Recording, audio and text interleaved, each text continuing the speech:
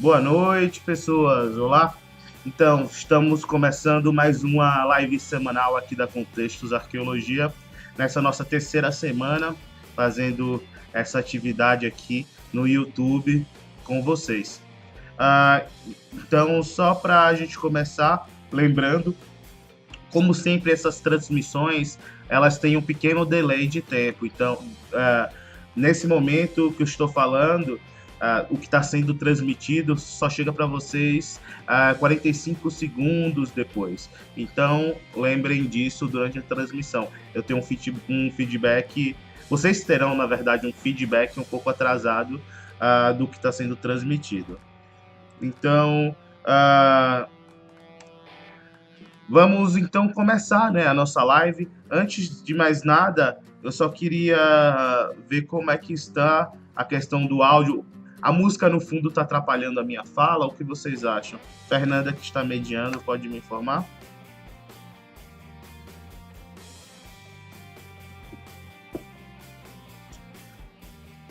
Fernanda me confirmando, a gente inicia a nossa live de hoje. Que espero que seja boa para vocês, assim, que vocês possam aproveitar um pouco do que vai ser dito, né?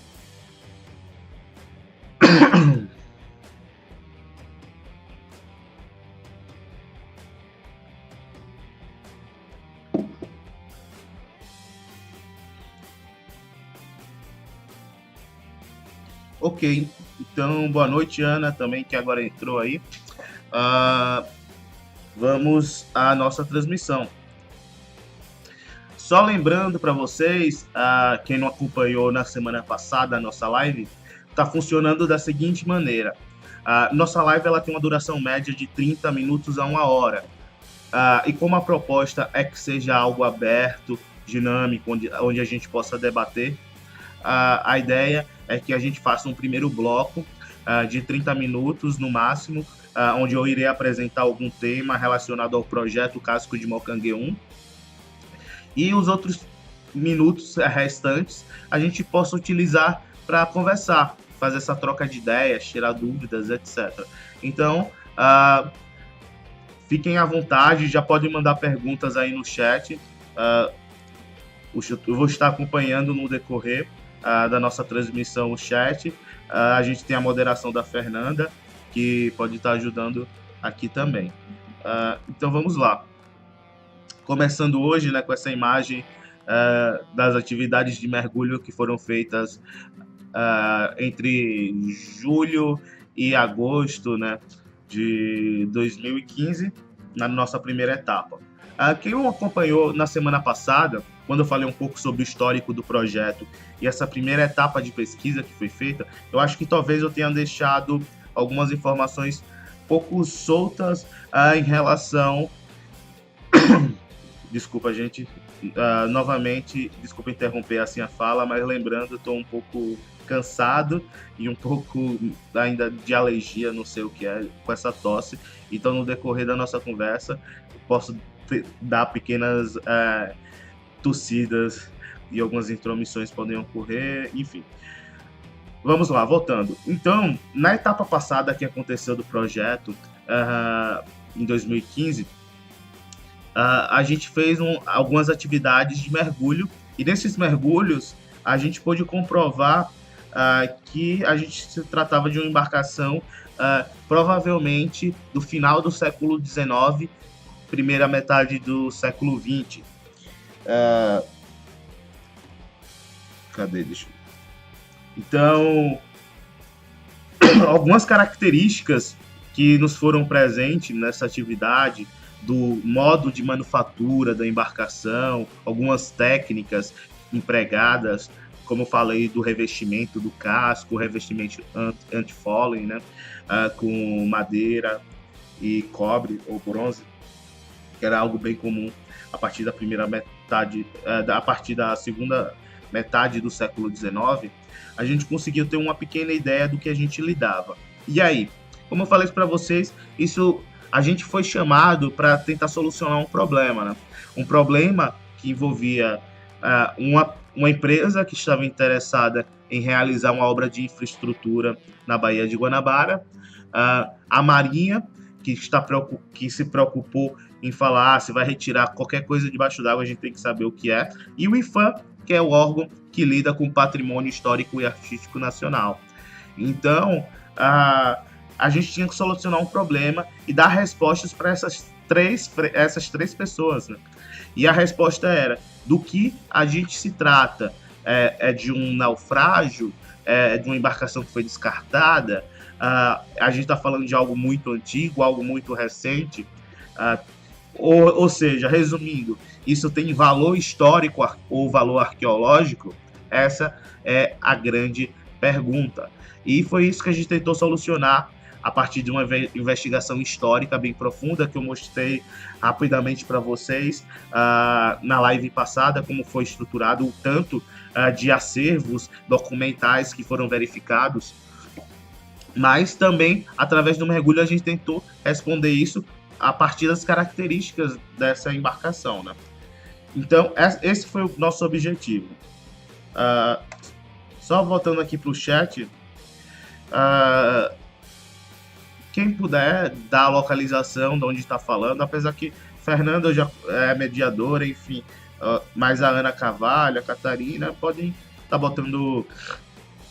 Desculpa, podem estar registrando aqui no nosso chat a sua localização nesse momento, para a gente saber como é que nossa ideia e esse diálogo está se difundindo, né?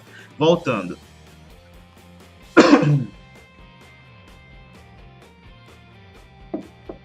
Voltando, a gente tentou solucionar esse problema do que valor tem. Então, a partir de várias frentes de investigação, a gente tentou ir atrás dessa resposta. E a nossa resposta foi que possivelmente não se tratava de um naufrágio. Por quê? Naufrágios são eventos trágico-marítimos. E como eventos trágico-marítimos, ou seja, um evento onde pessoas possivelmente morreram, ou ali houve um evento, uma situação adversa e aquela embarcação afundou, geralmente isso é registrado. Tanto que quando a gente chegou aqui fazendo a vistoria, isso ainda é início de 2015, para tentar entender qual era o contexto que iríamos lidar, para ver se a gente poderia ajudar a empresa que queria fazer o processo de remoção do que estava ali no caminho da dragagem. A gente, logo de cara, quando a gente começou a fazer uma pequena investigação histórica, assim, por alto mesmo, do que aconteceu nos últimos séculos nessa região específica de Malcanguê, a gente já encontrou logo a história do naufrágio da Barca Sétima, que foi um naufrágio que aconteceu na primeira década do início do século XX, onde um vapor carregado de alunos do Colégio Salesiano, colégio renomado na época, naufragou em frente à ilha de Malcanguê, tendo o óbito de diversos estudantes, ou seja, de diversas crianças. Então, coisas como essas saem em jornal, são registradas. Mas quando a gente fala de descarte, isso é muito difícil, porque você não registra o lixo que você joga. Por exemplo, um exemplo prático, assim, simples, né? Prático não, simples, para vocês entenderem. Imaginem qual é o dia que passa o lixo na sua rua. Ou qual é o dia que você joga, ou o horário que você joga o lixo no seu condomínio, enfim. Você anota, você registra, você tira foto do lixo, isso é publicado em jornal? Não é, porque isso é um evento cotidiano, é um evento do dia a dia, e essas coisas geralmente não são registradas. E essa é a importância da arqueologia, tentar trazer também essas realidades, né, que um dia existiram, mas que não foram privilegiadas pela história, né? Ou seja, não houve essa documentação histórica porque no período não era de interesse. E quando a gente fala de práticas cotidianas, é algo que geralmente não se registra, né? Então, o resultado que a gente chegou com Opa, só tomar aqui um pouco de cuidado. Enfim, algo que a gente chegou foi nada levava a crer que se tratava de um naufrágio, porque não tinha documentação. E o que se tinha de naufrágio, como já falei na live passada, alguns naufrágios, como a própria Marinha sugeriu, talvez da revolta da Armada, enfim, as características não batem com o que a gente encontrou. Da mesma forma, outras possibilidades de embarcações que a gente encontrou também não batiam. Então isso gerou uma pulga atrás da orelha, né? Porque se não tem nada registrado de um evento, ou quando tem, as características não batem com o que a gente está encontrando, então possivelmente a gente não está lidando com um naufrágio. Ou seja, cada vez ficou mais próximo a possibilidade da gente estar lidando com um descarte, ou seja, com a embarcação que foi descartada como lixo ou que afundou durante esse processo de descarte. Porque, não sei se vocês sabem, era uma prática muito comum, e ainda é, né, uma prática muito comum em regiões portuárias, regiões de estaleiros de embarcações, ou seja, regiões onde fabricam, fazem manutenção de embarcações, que uma embarcação, quando chega no fim da sua vida útil, ela seja descartada ou vendida, né, para ser cortada e ser reutilizada no ferro velho, ou seja, sucata, né, ser utilizado como sucata. Então a gente sempre tem essas duas possibilidades quando a gente fala de uma embarcação que chega no fim da sua vida útil, ou ser descartada ou ser depenada, né, para virar sucata. E geralmente são esses os destinos, e muitas vezes esses destinos são combinados. Então eles tiram o máximo de coisas da embarcação que possa ser vendido como sucata ou ser reaproveitado em outras embarcações, e o que não dá para aproveitar é descartado. Mas muitas vezes, durante esse processo, a embarcação pode afundar, que eu acredito que seja o nosso caso. Por quê? Porque a gente está falando de uma embarcação que poderia realmente ainda ter tido materiais reaproveitados, como, por exemplo, o costado, esse revestimento anti-fouling da embarcação. Era um material bronze ou cobre, bronze e cobre, quer dizer, são materiais que têm um bom valor de mercado dentro, quando a gente pensa em sucata, né? Então é algo que geralmente é reaproveitado. E no nosso caso, a gente não vê isso, mas a gente vê toda a parte superior da embarcação, que é chamado de obra morta de uma embarcação. Opa, desfocou. Pronto. Desfocou aqui. Pronto. Aí, voltou. Toda essa obra morta da embarcação, ela não existe. E ela não existe porque há processos pós-deposicionais, que a gente chama na arqueologia, processos após o afundamento, levaram essa parte se deteriorar, desaparecer. Não, porque senão a gente encontraria mais resíduos no entorno da embarcação, e não é o caso. Então, possivelmente, essa obra morta ela foi retirada antes de afundar. Mas por que outras partes não foram também retiradas? Aí a gente pode estar falando durante esse processo ela afundou, antes desse momento de tirar o máximo. Isso também se reforça pela própria localização, por estar na área do canal. E aquilo, se a gente pega a carta náutica de qualquer região assim, de estaleiro ou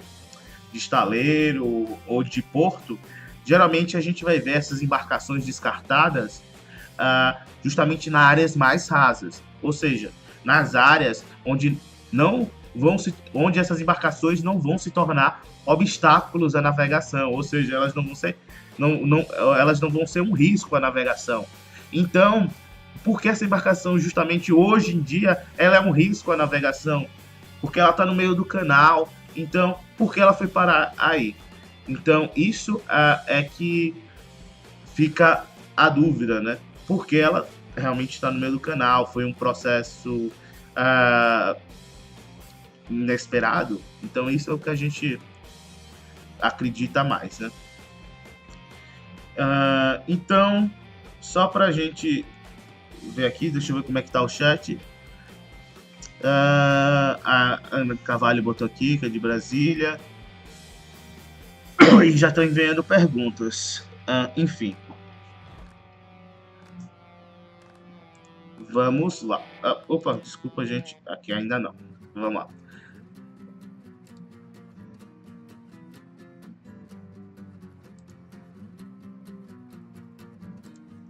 Então, qual foi o nosso resultado, né, da nossa etapa? O resultado foi que a gente não está falando de uma embarcação de importância histórica, ou seja, a gente não está falando da barca sétima que eu citei, que era a barca que fazia a travessia Rio-Niterói. No início do século, e naufragou com um monte de crianças, se tornou um evento trágico marítimo. Não, a gente está falando de uma embarcação que foi descartada, que não representa ela não representa um evento histórico, ela não é um elemento que está inserido em um contexto histórico, em um fato histórico, ou em algo que aconteceu aí na região, que levaria a gente a encontrar esses relatos hoje em dia registrados pela documentação histórica, e não é o caso. Mas também a gente não está falando de uma embarcação que, apesar dela não estar envolvida, né, ela não tem um passado nobre, né, um passado que é privilegiado pela história, ela tem um valor arqueológico, porque, como eu falei, a arqueologia ela não está interessada nos fatos históricos como a história oficial, né? Acabo trabalhando por muitos anos, e deixar claro, né? Eu tenho uma formação em história, então não estou dizendo que a história ela está só baseada nos fatos e eventos históricos marcantes. Na verdade, não. Hoje a história também está querendo entender o cotidiano. Então, a arqueologia ela é muito mais preocupada com o cotidiano. Então, a gente lidar com a embarcação, principalmente a embarcação de um momento pouco documentado, né? Porque a gente está falando do século XIX, do século XX, embarcações comerciais, e ainda assim ainda é inexistente a quantidade de informações históricas de cunho arqueológico que se preocupem. Opa, eu acho que estou balançando aqui a mesa, né? Ou que se dediquem a entender um pouco mais sobre essas embarcações, técnicas construtivas, etc. Ou sobre um contexto de uso de um espaço portuário, de um espaço onde a navegação e a instrumentalização dessa navegação se fez presente durante tanto tempo, né? Essa região, por exemplo, de Mocanguê, Ilha do Viana, Ilha da Nossa Senhora da Conceição, Ponta da Areia, essas regiões aí, essas ilhas aqui em Niterói, elas são palco de uma atividade naval desde a gente pode ir bem lá atrás, até o começo da atividade portuária na Baía de Guanabara e nessa região, mas principalmente a gente vê aí no final do século XIX, início do século XX, um papel muito forte dos estaleiros, né? Tanto que ainda hoje essa região aí é uma região extremamente portuária, uma região extremamente naval, né? Onde sempre tem embarcações paradas fazendo alguma coisa, alguma manutenção, enfim.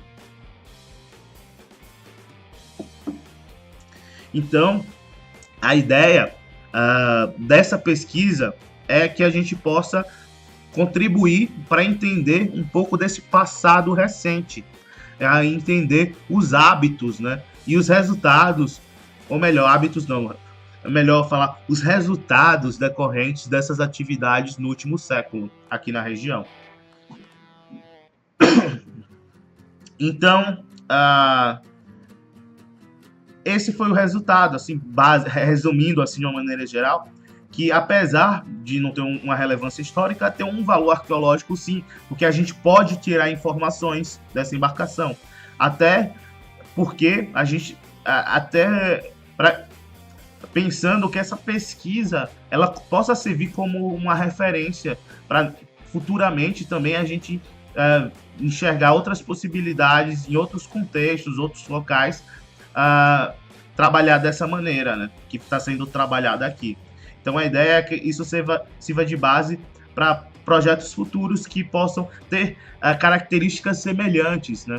E as características semelhantes é o que eu mostro para você nessa imagem aí, já mostrei antes, condições adversas de pesquisa, condições adversas de mergulho, ou seja, dificuldade de acesso ao público a esses cascos submersos, né? Então, a ideia é que a gente possa construir algo a partir disso, né? Desse projeto. Então, o que foi que a gente chegou? A gente chegou à conclusão de que o empreendimento poderia acontecer. Porque se a gente estivesse falando de uma embarcação, um galeão do século XVI, no meio da área de dragagem, com certeza as nossas recomendações e as nossas ações seguiriam diante desse contexto, né, dessas possibilidades de trabalho. Ou seja, um maior rigor de pesquisa, uma escavação cuidadosa, ou muitas vezes a não execução do empreendimento. Porque a gente tem que lembrar que se a gente está falando de algo de valor inestimável, muitas vezes é mais interessante a gente pensar na mudança de um projeto de engenharia do que o resgate dessa embarcação. Então, o resgate é algo que, ou seja, a retirada de coisas debaixo d'água, o estudo de uma embarcação complexa embaixo d'água, é algo que tem que ser visto como uma possibilidade para um contexto específico, né, que a gente está lidando.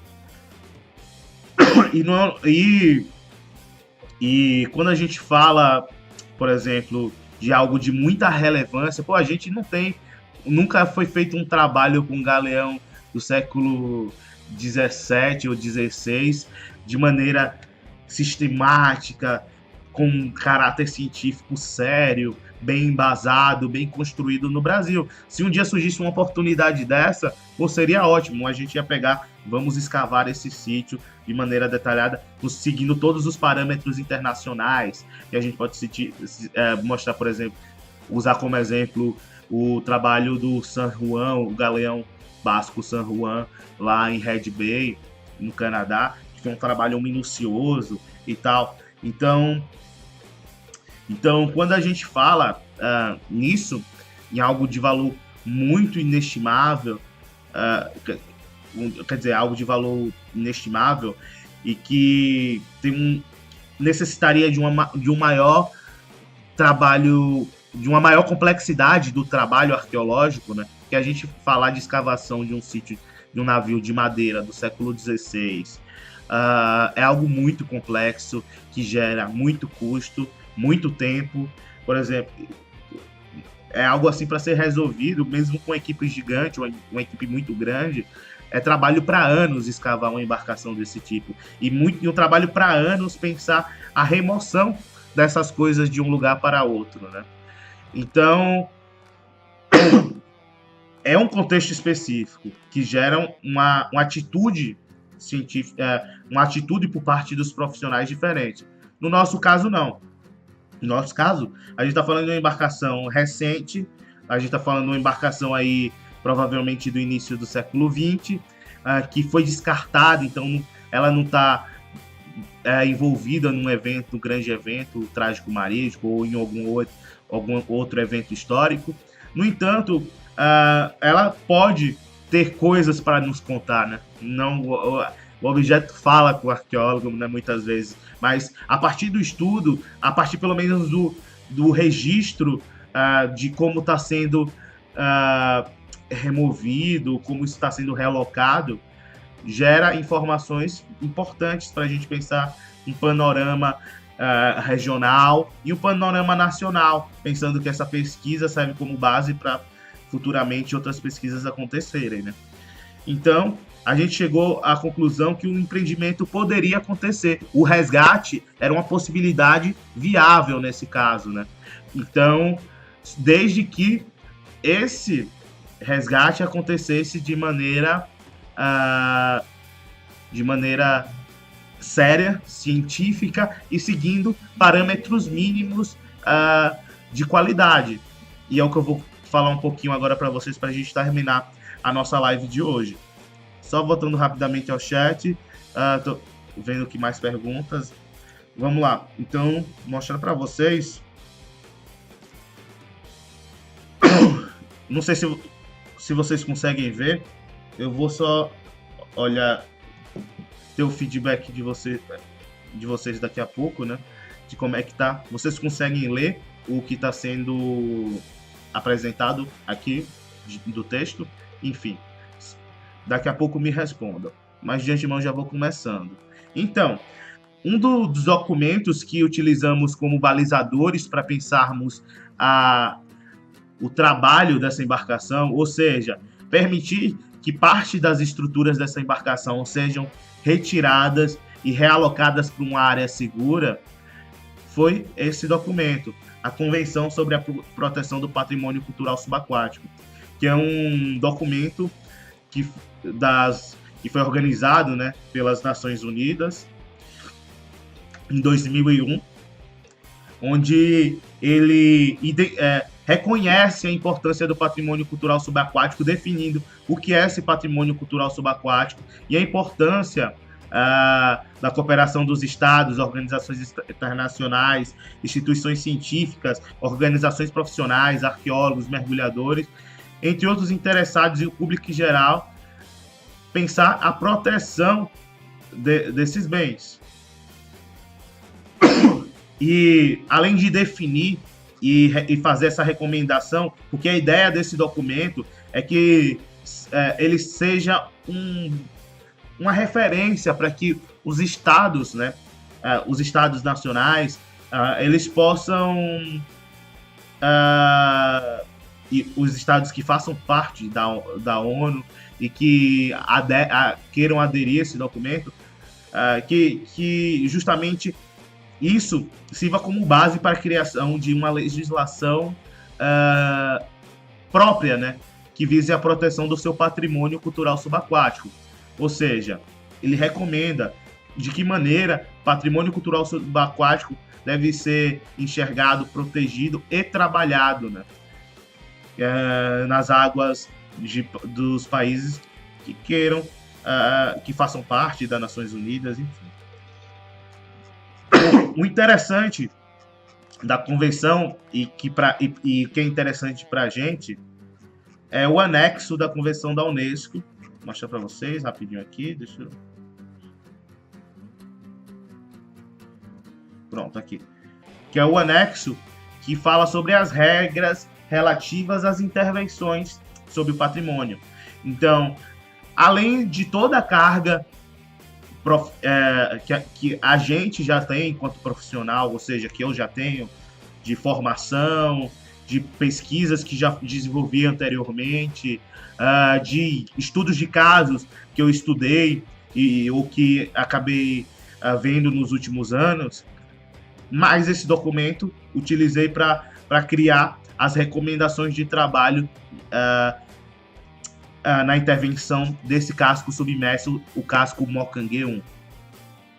Só esclarecendo, eu estou chamando o casco Mocangue 1 e é projeto casco Mocangue 1, porque esse casco foi registrado como sítio arqueológico na etapa passada, junto com as nossas recomendações. A gente realizou o registro desse casco como sítio arqueológico no Cadastro Nacional de Sítios Arqueológicos do IPHAN, que é algo que vocês podem ver entrando no site do IPHAN, do Instituto do Patrimônio Histórico e Artístico Nacional.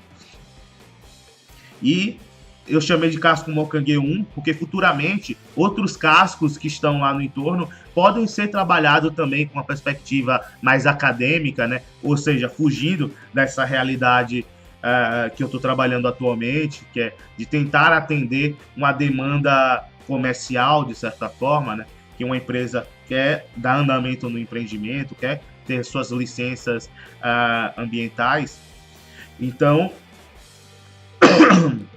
a gente desenvolveu o projeto baseado nessas regras e como se trabalhar. Então, quem que tiver interesse pode procurar no Google aí, no site da ONU, da Unesco, e, no site da Unesco vocês podem ter acesso a, a, a ver essas regras e entender como é que está baseado. Então, só para vocês entenderem, isso foi balizado.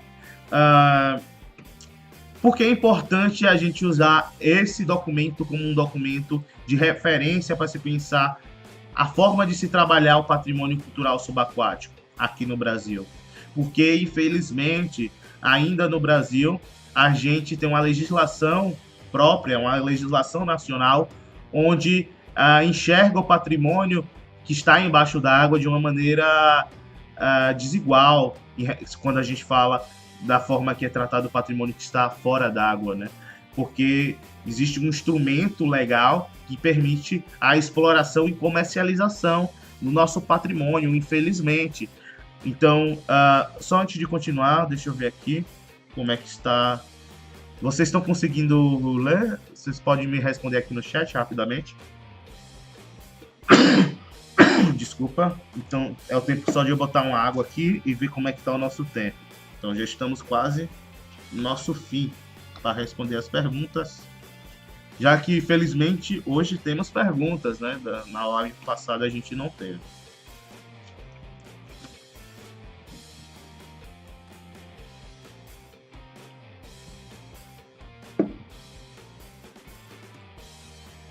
E aí, Fernanda, você pode me dar um feedback?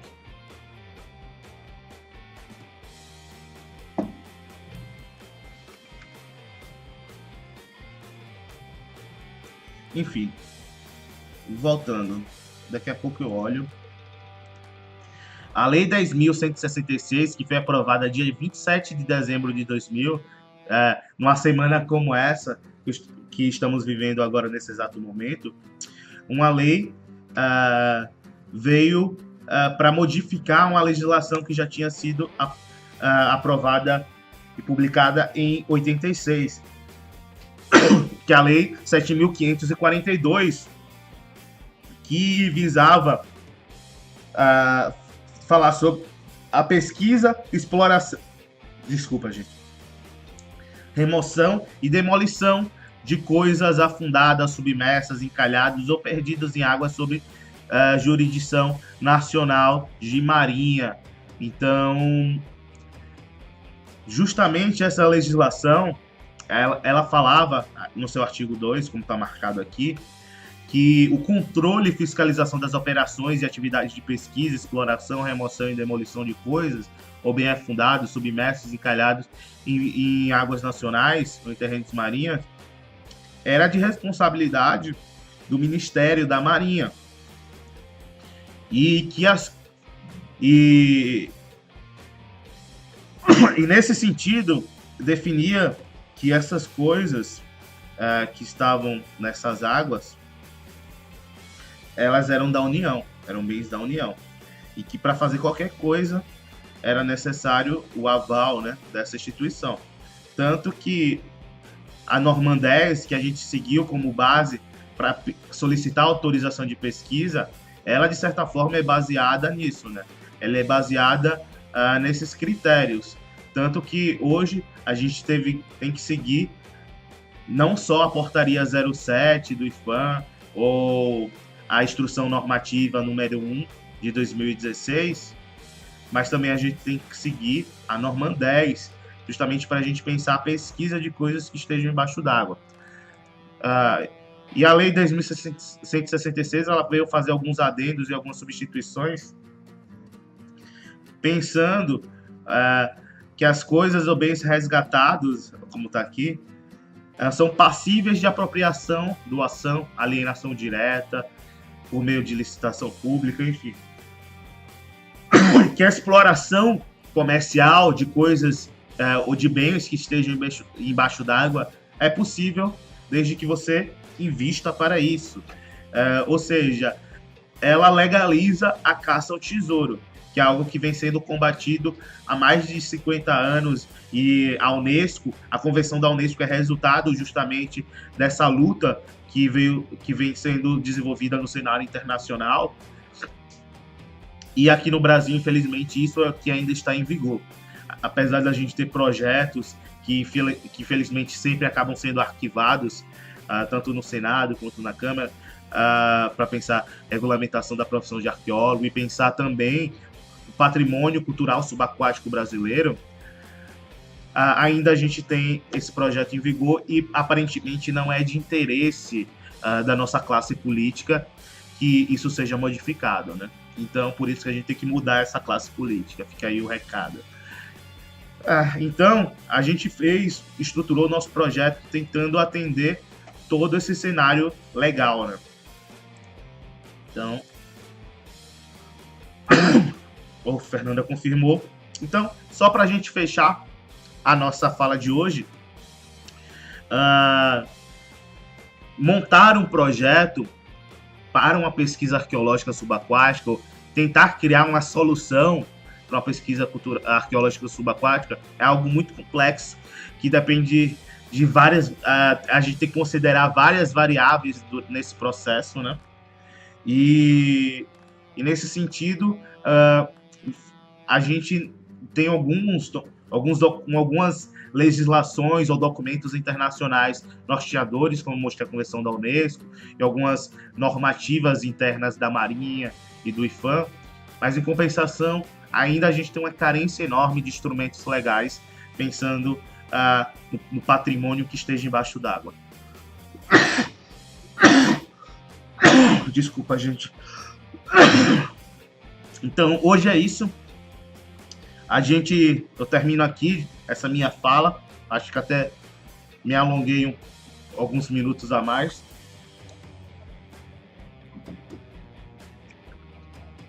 E vamos agora para a parte de perguntas e respostas, né? A parte de interação, que no meu ponto de vista é o ponto mais importante dessa iniciativa que está sendo realizada agora para vocês, que é essa live semanal, né?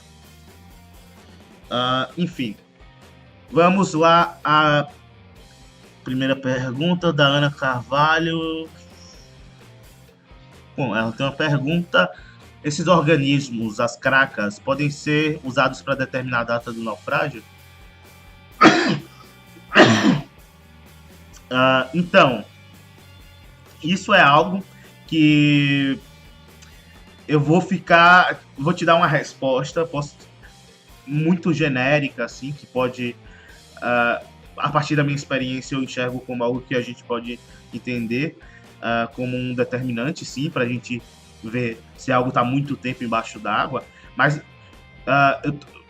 eu posso estar desatualizado nesse sentido, eu tenho que ir atrás, se já tem estudos mais precisos sobre isso, de determinados períodos mais exatos de um naufrágio, uma cronologia exata a partir de alguma análise mais específica da craca. Pelo menos eu tenho desconhecimento nesse sentido. Sei de iniciativas que se propõem a isso, mas eu ainda não vi resultados nesse sentido. Mas é aquilo. Quanto mais craca que a gente vê numa embarcação, é sinal de que a coisa está lá por um bom tempo, né? Isso a gente pode levar como uma referência para entender coisas que estão embaixo d'água, mas isso é muito variável, né? Porque isso depende das condições da água, que é aquilo, craca é vida, né? A gente está falando de organismos, né? Seres que estão ali, que estão crescendo naquela matéria que afundou, ou no metal, ou na madeira, ou na pedra, enfim. E aquilo, isso vai variar de acordo com as condições biológicas da água, das condições químicas da água, do tipo de material que afundou, se é metal. Não sei se vocês observaram no vídeo que eu mostrei do mergulho na live passada. A gente vai vendo mósfera, ferro, no caso do casco de Morcanguê, com muita concreção, muita craca, mas quando a gente vê cobre ou bronze, a gente não vê essa concreção, que é justamente um metal que acaba repelindo, que de certa forma vai repelir, né, a formação desse tipo de organismo. E desculpe se eu estiver falando errado, não sei se eu posso dizer que isso seja um organismo, né? Porque a gente está falando de seres de vida, a gente está falando de malacológicos, de muitas vezes de conchas, coisas do tipo, e outras coisas que aí um biólogo pode falar melhor, né? Isso não está tão presente, não é algo que eu saiba profundamente. Mas enfim, isso vai variar muito. Então vai depender de muitos fatores, mas pensando assim de maneira bem genéricas, e pelo que eu já observei de muitos mergulhos que eu já fiz em diferentes tipos de sítios arqueológicos, essa craca muitas vezes está associada com um bom tempo que aquele objeto está lá na água, né? Vamos lá, próxima pergunta da Catarina. Você sabe o nome da embarcação? Enfim, a gente até que tem uma possibilidade, né? Eu até mostrei na live passada essas possibilidades, que é a Almirante Jaceguaí 1, só a Almirante Jaceguaí, né? Pode ser uma das possibilidades, mas isso só de fato vai se concretizar, espero, né? Espero que se concretize só mais à frente, a partir do momento que essa pesquisa agora, essa etapa da pesquisa andar bem, a gente conseguir colher mais dados, né? Mas a gente hoje em dia está achando que seja essa Almirante Jaceguaí. Depois a gente vai fazer uma live para tratar um pouco mais sobre essa possibilidade. A Ana Carvalho, quem descartou o navio de 80 metros? Enfim, os descartes de embarcações são realizados por diferentes pessoas, ou por seus próprios proprietários, ou pelas instituições que são que cuidam dessa embarcação, como por exemplo um estaleiro, né? O estaleiro tem várias embarcações, ou adquire uma para reaproveitar alguma coisa ou outra, e pode fazer esse descarte. Mas enfim, ou alguém que comprou para usar como sucata enfim, e depois que tirou o que ele queria, o que era essencial para ele, descartou o restante, enfim, pode ser várias pessoas, mas sempre está relacionado justamente a essa atividade portuária, né, de atividades em um contexto naval, né.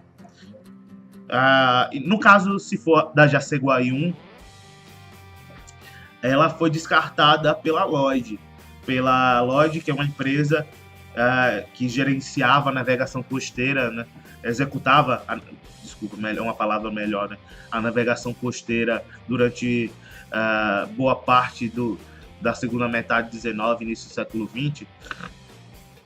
A Lloyd descartou muitas embarcações que eram delas e que, quando chegava no fim da sua vida útil, assim acontecia, né, o descarte. No caso da Jaceguaí 1, o que a gente tem de informação até o momento histórica é que ela era da Lloyd, se chamava Oiapoque, se eu não me engano, é isso.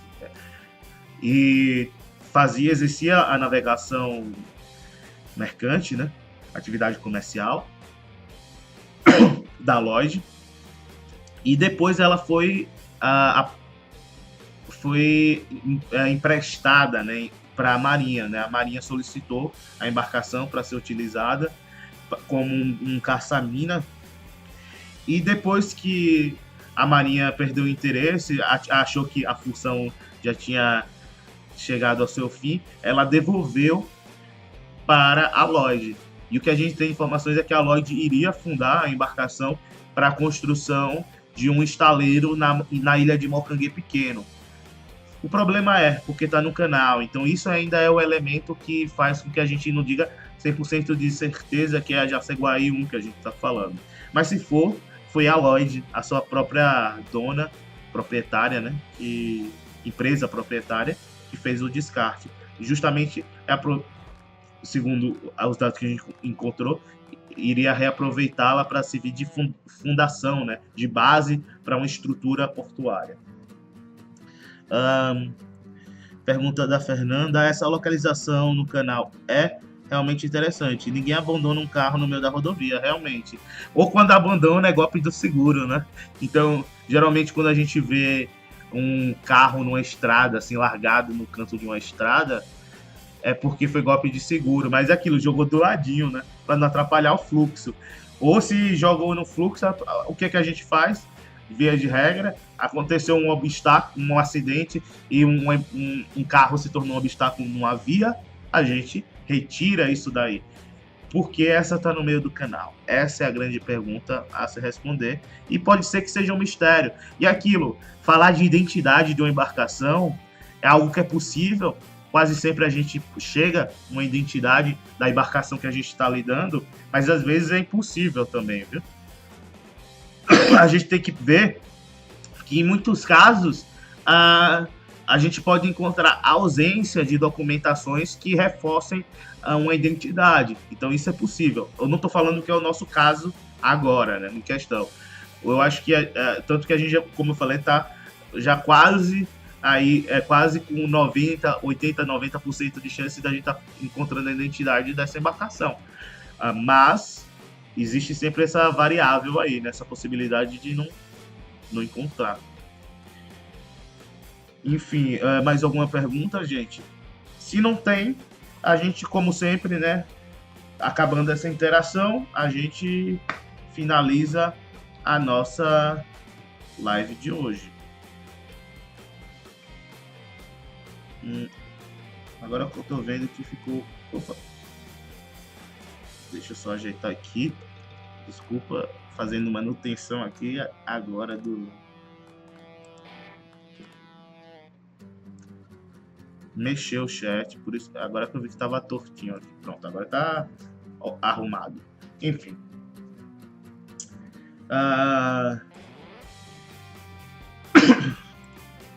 Eu espero que vocês tenham gostado da live de hoje.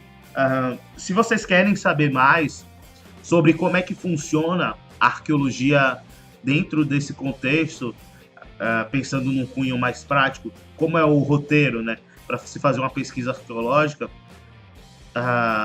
tanto no meio acadêmico quanto no meio comercial, sei lá, do licenciamento ambiental, me mandem aí nos comentários se querem, que aí eu faço lives específicas para tratar sobre isso. Então, por hora, é isso. Muito obrigado a quem estava assistindo. Muito obrigado a Fernanda, que estava mediando aí o chat e fez algumas considerações, né? Como sempre, está aí dando a maior força. Um abraço. E, gente, espero que curtam. Lembrando, daqui a pouco eu vou estar subindo no YouTube esse vídeo com qualidade HD, né? Então, se você não conseguiu ler direito o texto ou ver as imagens com a melhor qualidade, daqui a pouco vocês vão poder apreciar isso no nosso canal da Contextos Arqueologia no YouTube. Então, por hora é isso. Acabamos a nossa live de hoje. Eu tossindo novamente, desculpa por isso.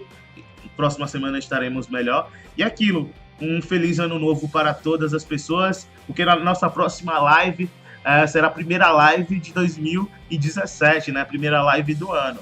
Então, espero que vocês tenham gostado e continuem apoiando esse projeto, dando aquela assistida, aquela interagida, né? Participando ou dando uma curtida e se inscrevendo no nosso canal do YouTube. Então, é isso. Muito obrigado e tchau.